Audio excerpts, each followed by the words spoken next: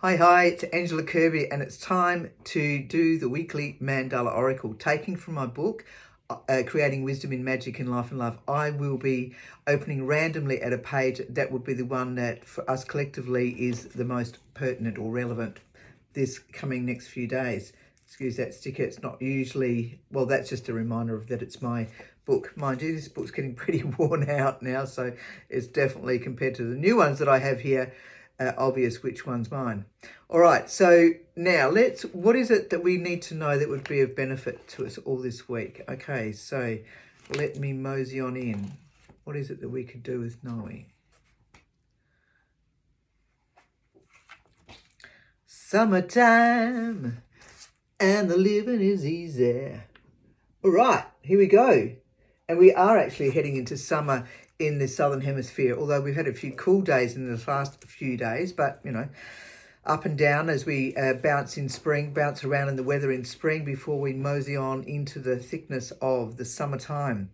So what is it that we can live? This is an interesting one, the summertime, because it's where we can get caught up in our own thoughts that might not necessarily be positive, or we can feel threatened with other people. But anyway, before I ramble on there, let's take on what the mantra is that helps us get into a place where we can listen to and retain what the message is. All right, so a circle of love, a circle of life. This mandala is now in our life. Allow it to open our pleasure and delight through seeing and feeling.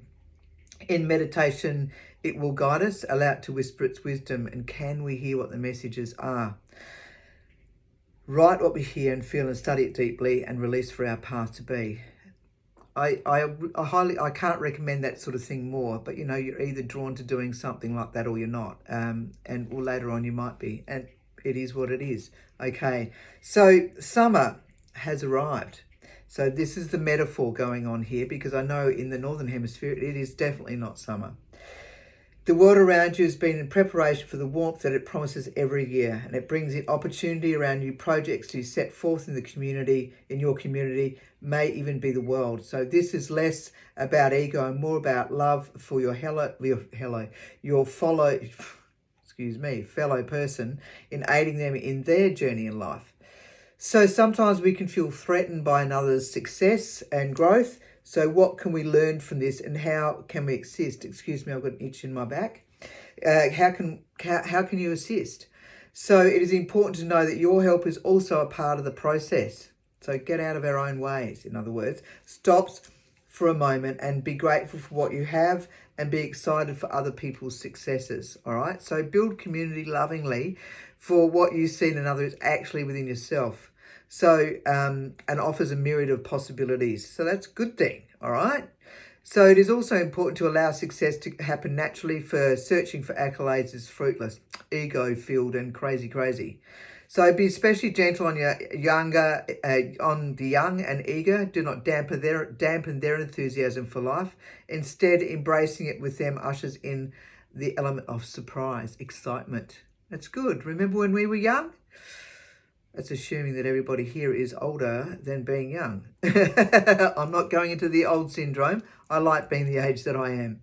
So for supporting others in their growth brings about blessings and an opportunity in life and learning for all involved. So, I think this is a great lesson. So this is the metaphor for this week. So be loving and supporting to one another, and be excited for people in their successes, because you want some people to, well, not want, but you'd love to be hugged and congratulated, other than yourself, congratulating yourself, by other people if you've had some successes along the way.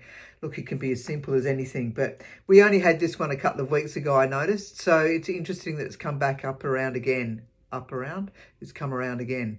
So the message is particularly relevant at the moment. So if you have any questions, please go ahead and ask me. In the meantime, this is the book that I wrote that's filled with a lot of information.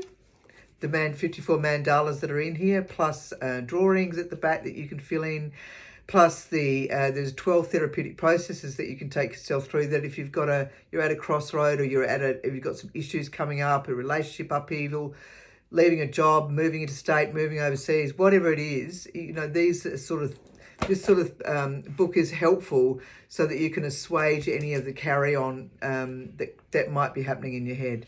So you be gentle and you be kind. Ciao, ciao. And yeah, you can buy this from my website if you wanted to.